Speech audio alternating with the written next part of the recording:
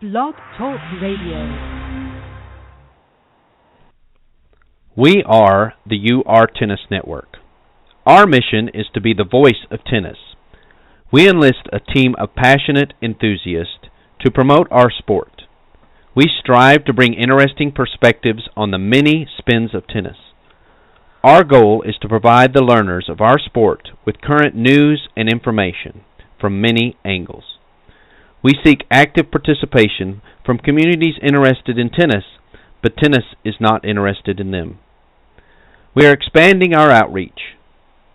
Tennis is a true lifetime sport that needs to be talked about, and the UR Tennis Network pledges to pursue this idea relentlessly. Good afternoon and welcome to the Parenting Aces radio show on Blog Talk Radio's UR Tennis Network. I'm your host, Lisa Stone, and today with us we have Johan Kriek, who those of you who've been listening to the show since the get-go have probably heard him on here before.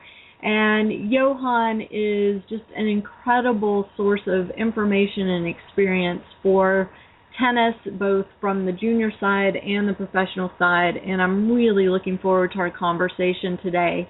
I also wanted to let you guys know that we are going to be launching a new sort of spot during our show each week. It is geared with the intent of preserving the history of tennis and hopefully educating our young players on those who came before them and their accomplishments. And so we'll be doing a 1-minute spot each week, and the first of those will happen this week. So I'd love to hear your feedback on those spots. If you want to contact me, you can always reach me at lisa@parentingaces.com or through the Facebook page, or you can tweet at me, or you can leave me a comment on the website. So I'm available all sorts of ways and really look forward to hearing from you about these new tennis history moments. And, if you've got some information you'd like to share in one of those moments, I'd be interested in hearing that too. So for those of you listening in, if you would like to call in with a question or a comment during the show, that number is 714-583-6853. Again, 714-583-6853. If you want to listen to the podcast later, you can always do that via our YouTube channel or through the radio show tab on ParentingAces.com. And just a reminder that we are live for 60 minutes. At the end of the 60 minutes, we'll go off the air live, but the podcast will continue recording, so you can always come back to that later and hear the remainder of the show. I do try to keep us as close to that 1 hour mark as possible, though, just out of respect for my guests and for your time. So without further ado, let me bring Johan on the line. Johan, are you with us? Yes. Hi, Lisa. How are you? I'm great. Thank you for coming on this kind of gloomy Monday. I know you said it's raining in Charlotte where you are, and sadly I think we're going to be getting some of that rain later today too. So it's kind of yucky here in Atlanta. But I'm just so grateful for you for taking the time out of your schedule to come share your wisdom with us. And for those of our listeners who may not be familiar with your history, do you want to just share some of the highlights from your illustrious tennis career? Yeah, absolutely. I would like to say that I probably played in one other golden era of tennis from 1977 through 1991, and went through that same period with major changes in not only the structure of professional tennis on the business side with the ATP and a lot of other things, but also the change of rackets and technologies and strings and all of those things happened during that time in such a rapid fashion. So I would say that I was kind of fortunate that I learned to play tennis with 4 different types of rackets, and was very fortunate to have won like 14 singles titles in my career, 2 Australian Opens. I reached the quarters or better in every other major Grand Slam event, and beat the number 1 player like 10 times during my career, John McEnroe, and a couple of others. So was very fortunate to have had a fantastic career. I come from a farming community of 500 people in South Africa, and somehow ended up in Austria with a coach that had emigrated from South Africa, and kind of really fulfilled my tennis dream a little bit more in Europe, and then I took a chance to come to America in 1978 with the full expectations of going back, and six weeks later, but never went back. So ended up living in Florida, Naples, Florida for 33 years, and basically my tennis career has been the entire time in the United States. Well, we're glad to have you, and you're now in Charlotte and running a tennis academy there, and those lucky kids that get to work with you every day. That's awesome. Yeah, this is kind of my new passion. I've been playing tennis since I was 4 years old, and my mom kept the rackets. I'm actually sitting in my office looking at the little rackets my mom kept. Bless her heart, she never threw a trophy or a newspaper scrapping away, so I got boxes and boxes of stuff that my grandkids one day will pour over, hopefully, and find cobwebs and old yellow papers and find out, look where he played. But, I was very fortunate, and my mom was really the driving force behind my tennis. And like all kids, there's always a parent or two or both that really forces their kids to great levels and heights in the sport. And so, I was very fortunate to have a mom that was completely committed to see my excellence. That's fantastic.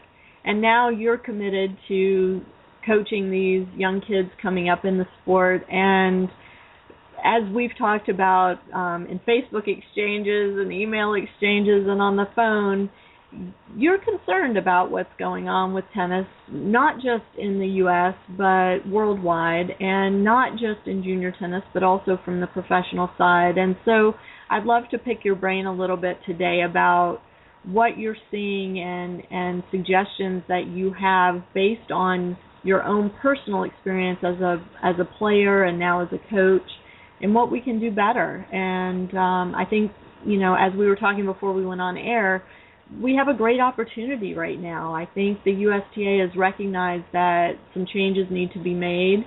It seems that the professional tours are also recognizing that some changes need to be made. And so, we have this little forum, Parenting Aces, right now, where we can talk about some things that we'd like to see change, and hopefully the right people are listening and will act on what we share. So thank you for that. I do have a caller on hold. I'm going to just check in and see who that is before we move forward. It's a caller from area code 704904. Are you there? Caller, are you there? Maybe they're just calling in to listen. We'll let them stay on the line. Caller, if you did have a question, hang up and call back, and I'll pull you in. So, Johan, let's start with what's going on in junior tennis first, because my audience is mostly made up of junior tennis parents and some coaches that may be listening in. As a coach now, and I know you're starting your young kids out in tennis now too, what do you see as the biggest issues facing player development in the United States right now? Well, that has been sort of a very hot topic for the last number of years, and so many people weigh in on this, and there are people that are extremely upset about it. Let me just backtrack and say that, no country in the world has a lock on tennis talent. I love America. It's my new home. I have been a U.S. citizen since '82. I've tried to stay as current as I possibly can with tennis in the sense of the professional side, the coaching side, the business side of tennis, and there's so many different levels of how tennis is being done. And so my philosophy is that there's not one specific way to become a great tennis player. The overall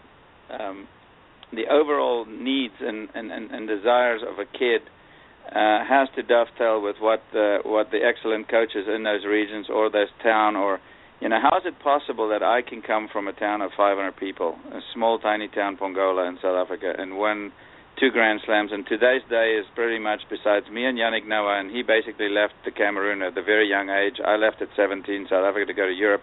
How is it possible that only 2 guys out of that entire continent for the last 100 years have won a Grand Slam in singles?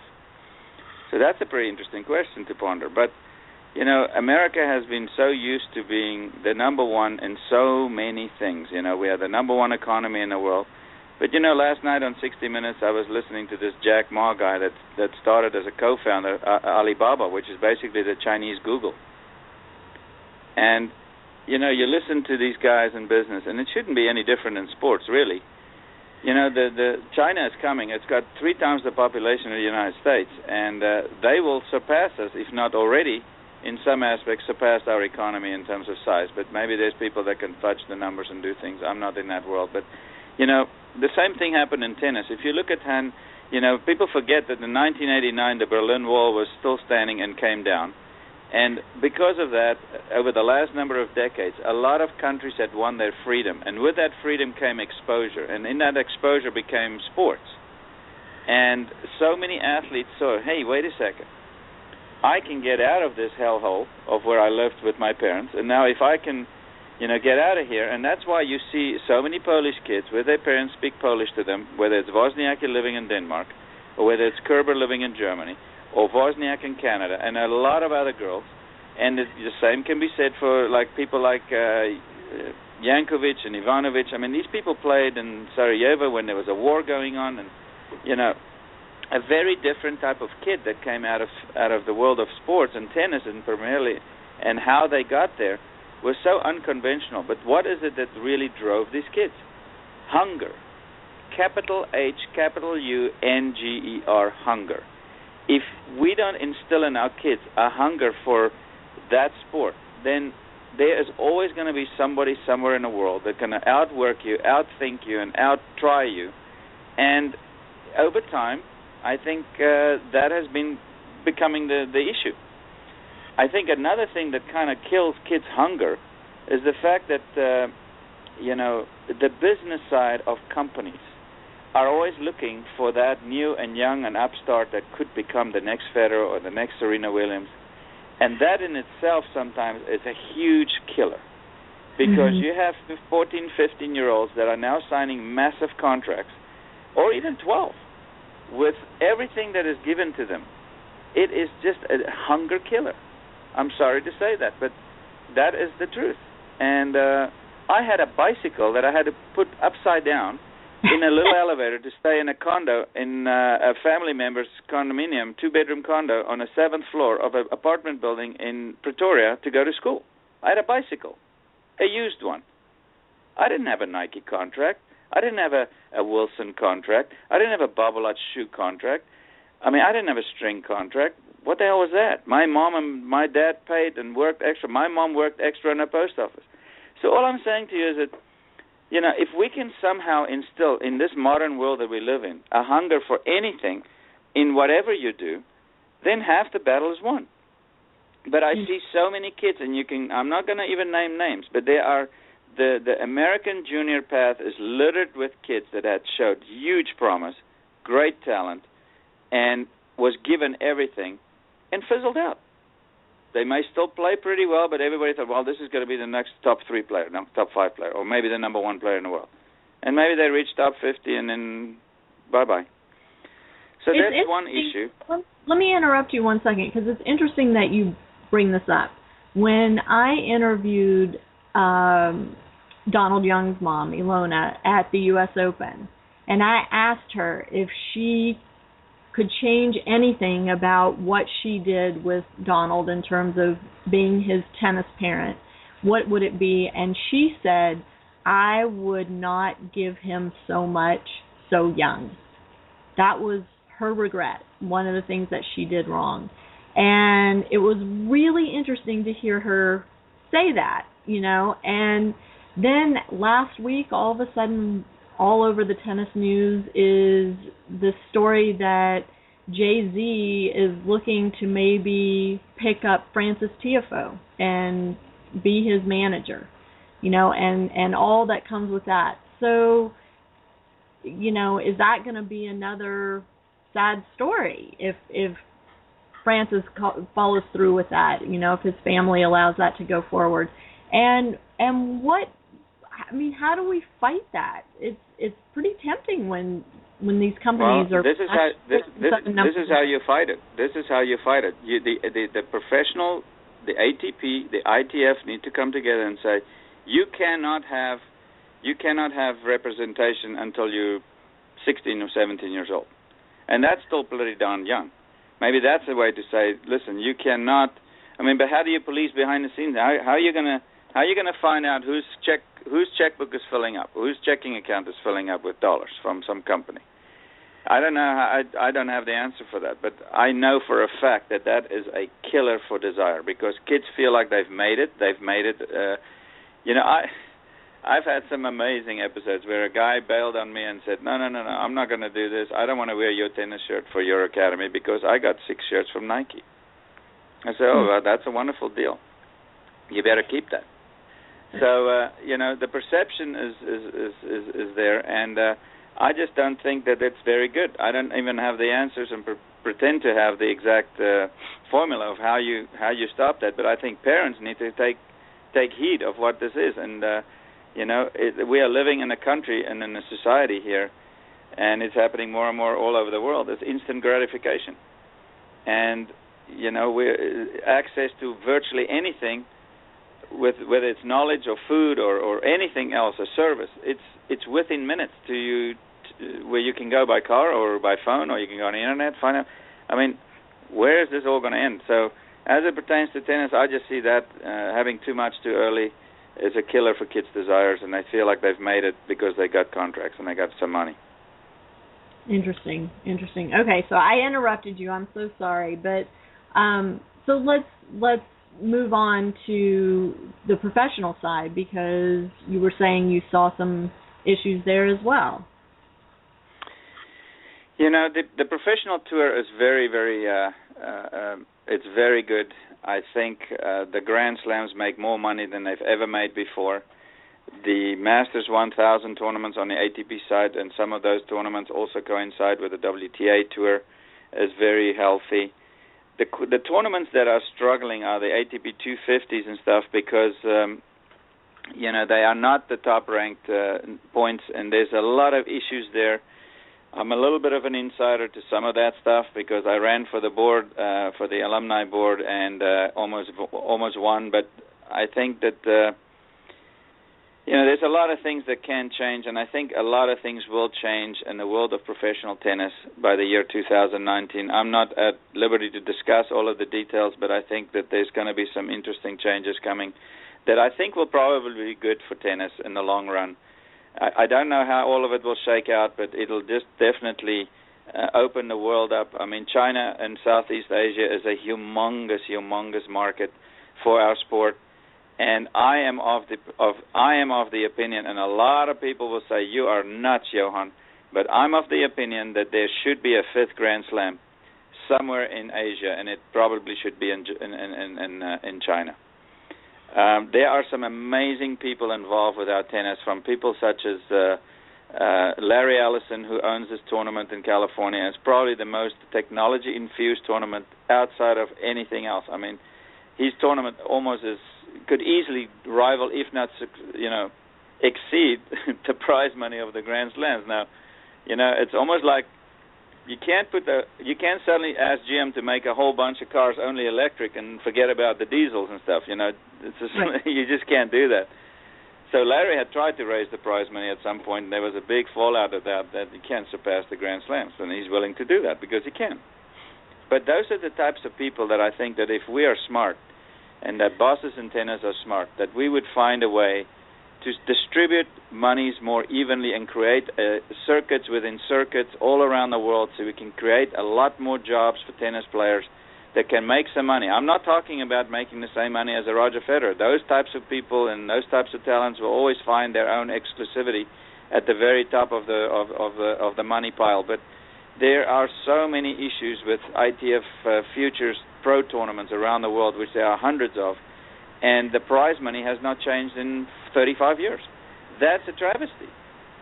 Tennis has changed. It takes a lot longer for these guys to get on a tour now. You have late bloomers, like a Kubot guy from Poland. He's a double specialist, and he started playing well at age 27. Well, what if this guy says, look, at age 21, I don't have the money anymore. It's costing me $150,000 to $200,000 a year to travel around and play tournaments, minimum, and I make no money. I'm staying with mom and dad. To me, that's ludicrous. Right.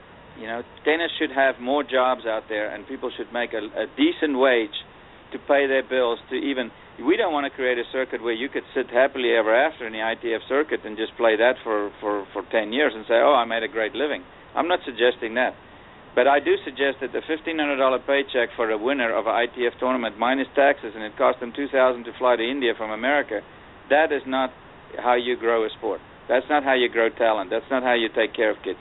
People triple mortgage their homes. I mean, I can go on and on. So I just think that is a huge opportunity for the bosses of tennis, be it the ATP collectively with the ITF and or other private individuals, to come up with some sort of a formula. And I would be happy to be part of that discussion to see how we can maybe bring more jobs and more money towards the lower rank, 250 and below tournaments, the challengers especially, and then more so even the ITF professional side of events. It's interesting. I was at my first Futures tournament last week in Irvine, California, and I was down there with my son, and we were there for the qualies, and I was looking at the draw, and it was made up predominantly of college players. There were some junior players, like my son trying to get in, not very many juniors, but I was shocked at how many names in the qualies that I recognized from professional tennis. And these are guys that for whatever reason have had to drop back and are now in the qualies for a futures level tournament just to try to earn ranking points to make it back onto the main tour. So I don't know why they're playing that level. I don't know if they were injured, if they decided to pursue other interests for a while or trying to get back in. I don't know, but maybe you have some insight on that. It's like I said. I think there should be more ITF tournaments in the United States for juniors and or professionals that either have for whatever reason stopped or had finished college and then want to play at age 24, want to go back into it and see if they can make it.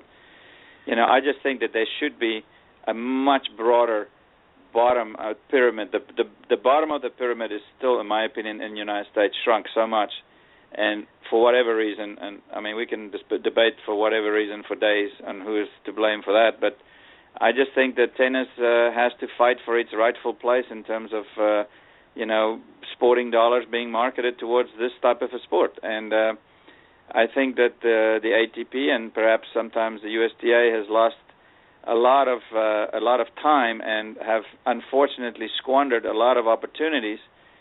Just to give an example, there are about 553 or so paid ATP alumni members, people that are my age or older, that are paying their $100 or $150 or whatever it is a year to be an alumni member for the ATP. The ATP has access to thousands of years of tennis experience, and we have very little results of that type of knowledge out there. Yeah, guys like me are out there coaching junior tennis. That's a huge thing because I don't think there are too many multiple Grand Slam singles players 5 days a week anywhere in the United States on a tennis court with juniors. Yet I have not received one phone call from the USTA to even say, hey, do you have any kids that we can help in some fashion? Not even a phone call. Now, I would say, yeah, ignore me if I was a guy that went for a weekend to Vandermeer's and got his card, and now I'm a PTR professional, and I've got I just bought a basket of balls from Walmart, but I'm not that type of a coach. So my question is, why is there so much apathy towards it? Is it because I'm a little bit controversial and I have some opinions? Or how many other people are you ignoring that just have a little bit of an opinion about how things should be done? So is it political or is it just stupidity? I don't know. Maybe both. But the fact of the matter is there are just not that many guys like me out there that have played at the very highest levels that are willing to do this 5 days a week. Now, I come from a farming background, and that's that's how I roll. I mean, I am on the court every day, and I'm sometimes on the court 7 days a week. I go to tournaments. I do this with my kids, and do I have world-class kids? I have very good kids, but at this point, we are building our kids. I'm not looking at looking at a kid to come to my academy just so that I can say, hey, I've got so-and-so number 1 or number 2 in the country, or number 2 junior in the world. I'm not looking for that. I'll build my own up. I don't care. But it's a very, very interesting endeavor with tennis. There's not one way, and there's not one way to hit a shot. Thank God people didn't stop Monica Seles from playing and changing her. Thank God people didn't change Rafa Nadal's forehand, etc. You can go on and on. Tennis is a very individual sport, but I just think that there's a lot of things in tennis that are missing the boat, and I hope that I can affect one of the 100 things. And if that is one thing I can do, that'll be good for me. I'm happy with that.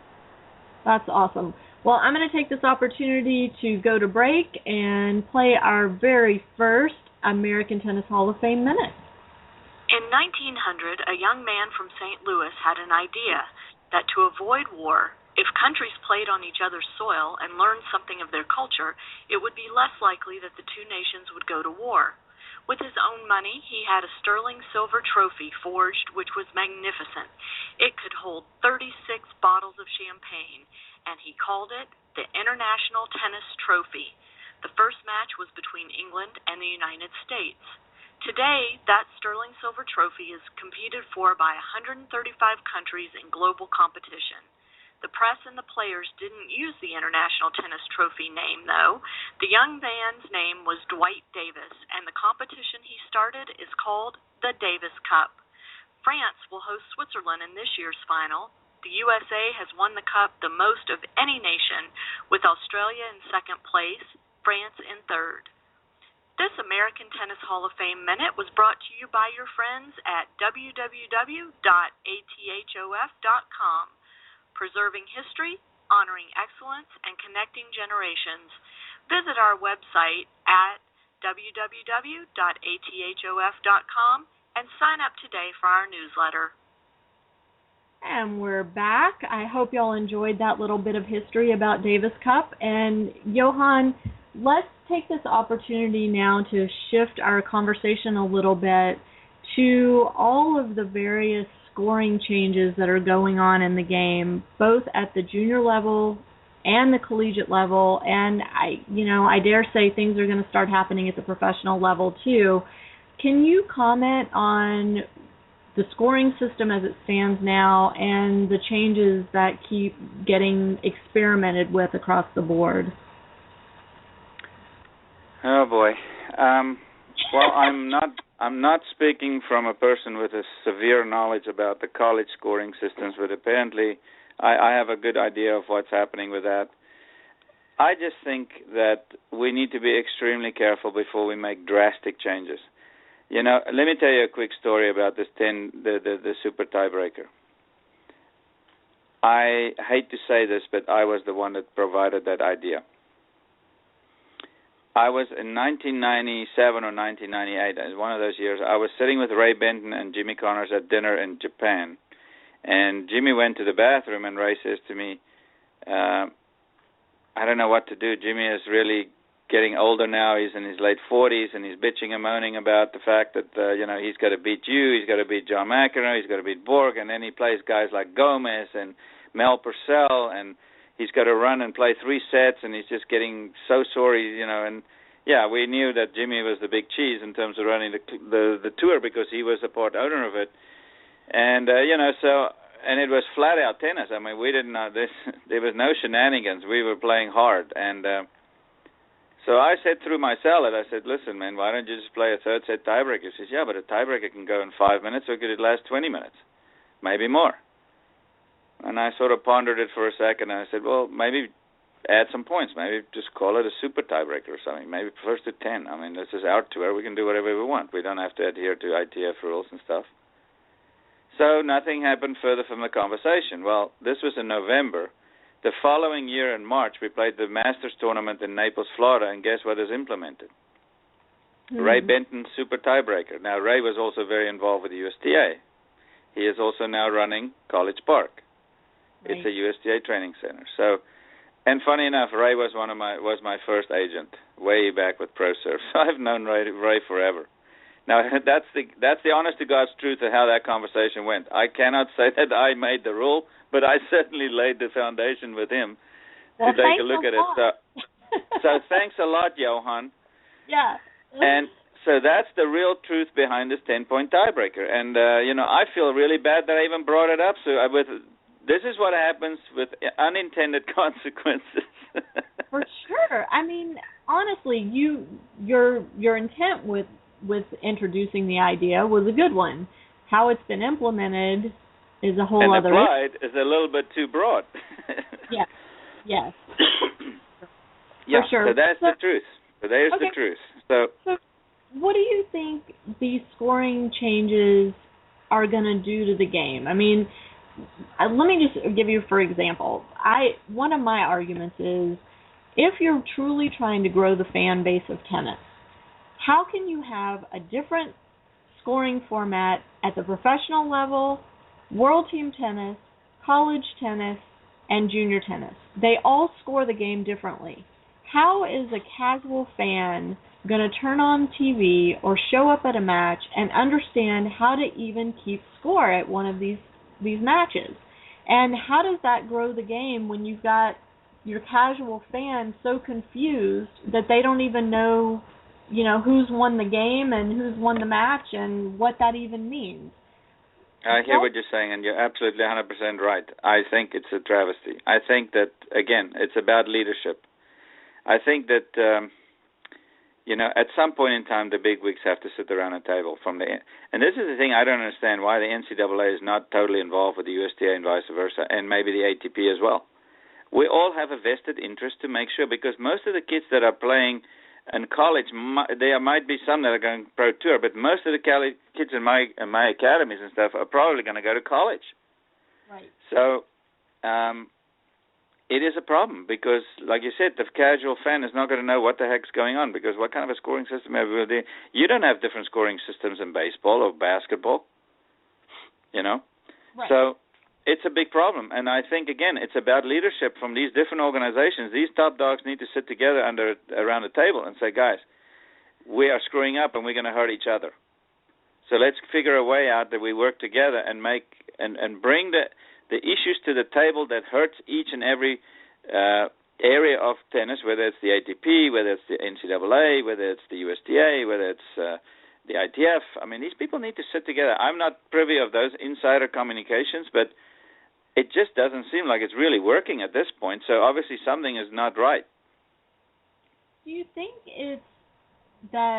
it's money driven, or do you think it truly is a lack of understanding of the true scope of the issue and what needs to happen to make things right again? Because I mean, from where I sit, and I haven't been at this nearly as long as you have, not because I'm not your age, because I am, but just I've come at tennis at a different level later in life. But I mean, from where I sit, there's so many broken facets of the game, from entry level all the way up to the highest levels of the professional tour, that need to be addressed. And I just don't see a coordination of efforts, like you're saying, having the leadership from all these different areas come together and talk about it. Why do you think that's the case? Why do you think these people are hesitant to sit down at the table? Do they not recognize that would be a first step in finding some solutions? I've been pondering the same issue, and I think maybe tennis needs a commissioner, a global commissioner. I don't know. So that he could be more of a dictator, say, listen, this is what we think we need to do. And then obviously great leadership comes great ideas. And, I just think there's way too many chefs in the kitchen, and it's been like that for a very, very long time. It is a truly global sport where men and women do compete together at times. It's a massive undertaking, and I don't know if anybody has the proper formula of how to maybe get this done. I don't know. I don't think that the USTA will give up their power. I don't think the ITF will give up its power. I don't think any of the major Grand Slams would even want to consider having a fifth Grand Slam, even though I, as a tennis professional, would like to see that expand the business base for China and so forth. Yeah, we have wonderful tournaments there already, but that is a massive country that we need to really pay close attention to in terms of tennis. So I think that maybe I don't know how you get a commissioner with all of these very powerful entities in place already. Is it possible? I don't know. You have the player agents. I mean, let's put it this way. The top 10 women and the top 10 men in tennis can drive any rule they want, basically. Forget the rest of the thousands and thousands of tennis players. They have no power. Mm-hmm. The ones that have the power are maybe the top 4 guys in the professional tennis and, the top 10 women. That's it. They want to have things changed professionally. It might take a slow time, but it can be changed. Well, what are you hearing, though? I mean, are those, let's say, 14, 15 people at the top of the game, are they interested in change? I mean, because from where I sit, their life looks pretty nice, and why would they want to mess that up? Exactly. Why rock the boat when everything is fine with me? Right. Now, I would very much like to sit down in a room with 10 of the top women and 10 top men separately and talk about how do you want to see the sport evolve. This is the problems I see. And I'm sure that, Roger has done some great things. I mean, this guy is not a fool, and Nadal has also been very good, and there's been great support from the top guys, and especially bringing more prize money to the table. But honestly, if you look at how much money the ITFs make, or the Grand Slams make, it's unbelievable. And there needs to be perhaps even more prize money stacked onto the Grand Slams. But then I think in conjunction with that, there should be a huge effort made to help the incubation tournaments, the ITFs, the challengers, about a living wage by which these guys can feel like they can go out there and not feel like they have to live in the basement with mom at age 23 to get by, even if they make $150,000 a year. I mean, it's so expensive to go out there and travel the world and try to play. But again, in the United States, maybe there should be more ITF tournaments. I don't think there are enough. Well, we were talking about that before we went on air, and the need for, because tennis has become so global, that if we are going to see top players come out of the United States, that they need to be exposed to the international-ness of tennis from an earlier age, and you do that by playing the ITF circuit, the junior circuit. But the problem is there aren't very many ITF junior events in the United States, and the ones that are in the United States are during the school year. So if a child or if a family has chosen to keep their kid in traditional school, you're asking them to miss 4 consecutive weeks of school to play these tournaments. I mean, that doesn't make any sense. So what can we do to change that? Well, exactly, and I think this is why my suggestion was, and there are some incredible people. I mean, Richard Branson is a tennis fanatic. I do his event in Necker Island now, again, this coming November. I mean, to get him and Larry Ellison and maybe even a Bill Gates or somebody, these multi-billionaire people together, and they all love tennis. There's a huge financial community in New York that are big tennis people. Why not bring all these people under one roof and say, guys, we want to somehow create a structure by which we will gain more junior tournaments. Let's somehow find a way to fund these and let them run. And pick those states that have a large contingent of tennis players. They will get the most tournaments. And then the states that don't have a lot of kids that play tournaments, maybe fewer tournaments in select cities. I don't think North Dakota has a lot of tennis players there. I might be totally wrong, and North Dakota is going to send me hate mail. I don't know. If they have more tournaments in Florida, they get more tournaments, period. But I'm just thinking there's got to be some people that can take this wagon and run with it a little bit and say, let's just sit these people down and say, this is a business plan. How can you help us be successful and bring up the next Roger Federer, the next Nadal, in America. Right. Potentially. And I think it's doable, but you just need to go and shake those trees. Right. And I know you said you're not that familiar with what's going on in the college scene. One of my favorite things that goes on in this country happens in July and the summer when most kids are out of school, and it's the ITA summer circuit that is for high school and collegiate players, and it runs the month of July, and there are these regional tournaments that happen all over the country. And if you have the most points coming out of your region, you go to the national tournament at the end of the month. And it's such a cool series of events. They're played on college campuses. For the junior players, it's an awesome opportunity for them to see where they stack up against the college players and, see the things that they need to work on to get ready to play college tennis. For the college guys, maybe the ones that don't get as much playing time during the year, it's a great opportunity for them. For the ones that are already receiving a lot of playing time on their team, it's a way for them to shine even more and get to this national championship at the end of the line. Why can't we do something like that with ITF junior tournaments in this country, and have a circuit like that in the summer, maybe a partner circuit that happens over traditional winter break in December. So we bring kids from other countries here to play against our kids and compete at that high level. I mean, why is that so difficult? To me, it seems like a no-brainer. Right. No, you're absolutely right. I think, again, I don't know who the people are that are actually running the ITAs, but they've done a phenomenal job. And why not try and duplicate something like that, more often and in more places? So it's doable. I just think, nobody has really taken the reins to run with that, and I think it should be a concerted effort to try and get more and more of these billionaire people that love tennis to maybe take a look at it and say, hey, I might be interested in sponsoring that, and make it a circuit, and their company is involved, and instead of paying taxes, you write it off as an expense towards, youth tennis in America. I don't know.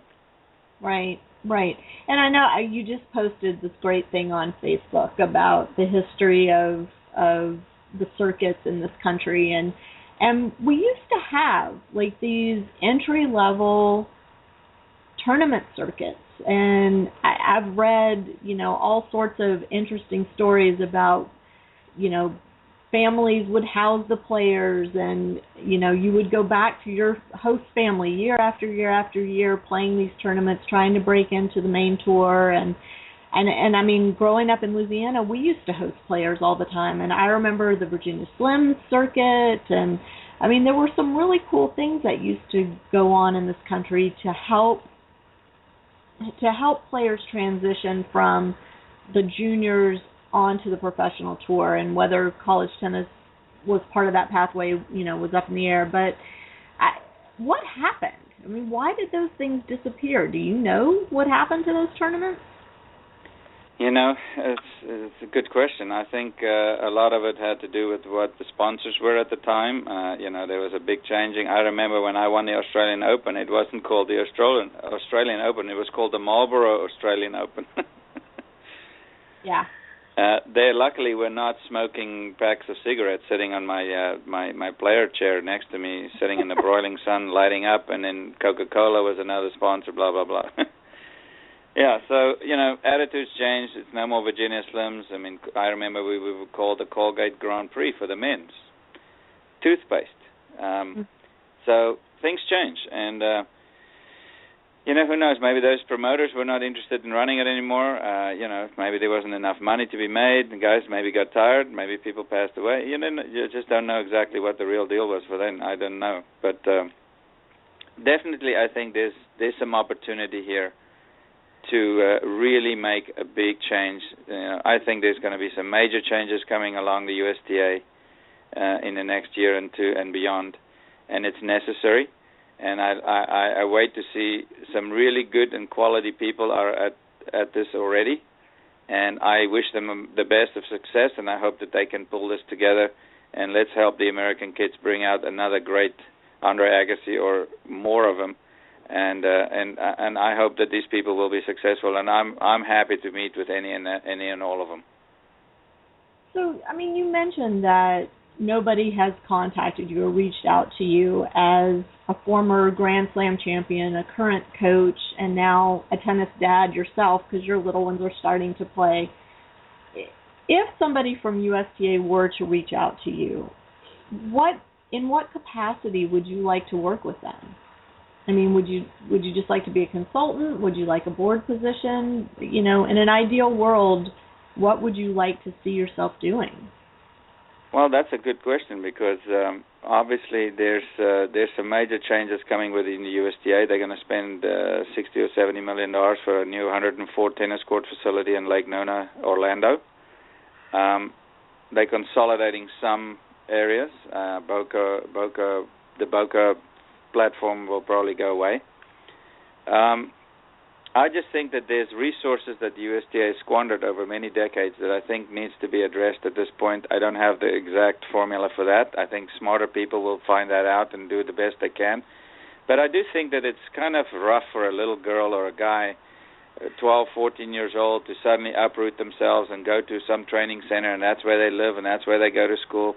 The whole family unit type of thing is a difficult thing. I suggest that the USTA look at the United States and really try and find those gems of coaches, and maybe there's a vetting process, maybe there's a collective decision-making on who are those guys that are really doing great for kids over the last number of decades. And, you know, you must have been in this coaching world at least 5 to 10 years before you can even be considered to see the results of your kids, before you can be considered to have financial input from the USTA to help those kids. You know, I talk to my parents all the time, and cost is always a huge factor. I mean, you know yourself with your kids. I mean, it's thousands of dollars a weekend to go to a hotel, even if you stay in Comfort Inns and lesser expensive hotels. The entry fee, the hotels, the airfares, whatever it takes to get the kids there, the racket stringing, the clothing, the washing of clothing. I mean, the bills add up, and it's thousands of dollars. And you know, it's always a cost factor. Now, you know, we can't have blinders on as a USTA that, you know, this is not going on, and then, you know, here's Serena Williams winning, and we had hardly any input with her, and that kind of thing. You know, I just think that there needs to be a real reaching out to the minds and souls of all these parents that have kids that are really highly qualified kids that could potentially be helped. And that's just one aspect of it, I think. So, you know, I've talked to some really quality people in the USTA within the last week, and these people are hard at work at making some changes that I think will be benefiting tennis in the United States. It's not going to happen overnight, but I think that there's a new breed of talent coming into the USTA that I think is going to put the ship in a bit different and a better direction. So I'm going to let them do their thing, and if they want to have me as a consultant, if they want me to just be a friend, and if they want to help me with some of my top juniors that are maybe tops in the States and maybe could become nationally ranked kids, I mean, I'd be happy to discuss any and all subjects with them. But yeah, tennis is a global sport. It has an issues in the United States, but tennis also has issues in South Africa, for that matter. I mean, I'm very familiar with what's going on in tennis. There are a lot of talent and stuff, but the South African Tennis Union is a disaster. And we see these types of things pop up in Australia. You see the same things pop up at the LTA in England. They have a lot of money. But, you know, everybody has issues, and, you know, there's not one magic bullet for all of these issues. Right. And I mean, what's interesting is that, like you said, there are kids that are coming up through the system that could really benefit from even a little bit of financial assistance from the USTA, but the perception out there, at least among the parents that I've talked to, is that if you're not tapped by the USTA by age 12, then you're never going to get tapped, and you're never going to receive the assistance from them. And I think that's a perception that, you know, maybe USTA is working to change a little bit. This whole Team USA initiative that they launched over the summer, I think, is an effort to really reach out to more coaches and more kids, and, you know, at least provide some assistance to them financially. But as you and I were saying before we went on the air, tennis is expensive, and that's not going to change. And even if entry fees are cut in half, it doesn't change the cost of travel and that meals. much, exactly. So I don't know. I think that there's been some kind of effort on the USTA's part to say we need to reach out to kids and athletes of all backgrounds and make tennis more accessible. I think in theory that's a great idea. I think it would be brilliant if every kid in every neighborhood across the United States knew what tennis was and had an opportunity to try their hand at it. But it's an expensive sport to excel in, and I don't know how you change that. And I think one of the only things that USTA has the power to do is to offer assistance to a wider range of kids and not be locked into picking kids at such a young age, but rather, keep their options open. And if somebody emerges that's showing some promise, then support that kid, support the kid's family, support the kid's coach. And, now that I couldn't agree. I couldn't agree more. And I think that there's also this very big factor that there are kids that have a lot of means, and they fly all over East Johunga to get their points, and it skews their ranking, even if the quality of their play is not quite as good as a kid that has no way of always playing tournaments and doesn't have the money to go to the next event to win it and make the points, even though his talent is maybe far superior to the kid that is flying around the country to fly into small tournaments where he can gain the points. So you can't always judge a kid's quality of their tennis with just the ranking, So it has to come down to, discussing issues with coaches and say, if this kid could play maybe 4 or 5 more tournaments, his ranking will be skyrocketing. So those are also some issues that you need to discuss. But I'm a big proponent for the incubation of the sport because, Roger Federer, Nadal, Murray, Serena Williams, they all started somewhere and they all start with parents. And, I think Quick Start is a great program. I think that, if you want to get kids more and more into tennis, that program should be pushed at schools. We are doing Quick Start here with our little guys now, and I'm doing that as a big program. And, once kids are 6, 7 years old and they can play with green dot balls all day long, and then I see if they really get strong that even before 8 years old they're going to play some tournaments with regular balls and regular court. So it should not be a mandated thing that you have to stay in some kind of a category of a ball. I'm totally against that. I think it should be a complete open blue water, blue sky, whatever. If a kid's 6 years old and can play regular ball, let him play some regular under 10s if he wants to. I'm not a huge proponent of playing 20 tournaments for an 8-year-old in the 10s, but if you're good enough, and that's a decision between parents and a really good coach whether the kid's ready for it. Sometimes they're ready mentally, sometimes they're not physically ready. Sometimes they're physically ready but not mentally ready. So it's all about the coaching. It's all about knowing what's going on. Well, and now we've come full circle because you just said it's all about the coaching, and I really do feel like that's one of the issues that we need to focus on in this country. And I talked about this with Mark Lucero last week. I talked about it with Tim Mayotte 2 weeks ago. This idea of really tapping into the knowledge base and the experience base that we have in this country of people like you that have come off the tour, have developed your coaching skill and your coaching style and are having success with that, and having others that are interested in becoming coaches learn from you and learn from others out there who have truly taken the time to study the sport and understand the intricacies involved in developing a young player. We have a caller on. I'm just going to see if they have a question. Is a caller from 704-847. Did you have a question for us? Oh, nope, they dropped off. Okay. So I really do feel like, that until we do better in terms of who's out there teaching our kids, that we're going to keep running in circles, and I know you have pretty strong feelings about that as well.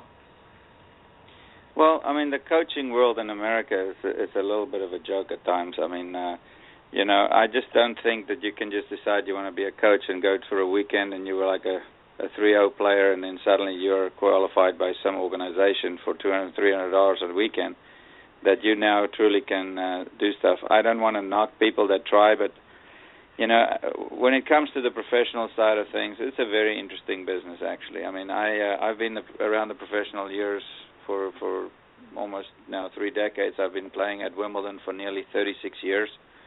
The coaching world is kind of interesting at the very top. It seems a lot of times it's almost like by pure chance, who is in the locker room, and there it goes.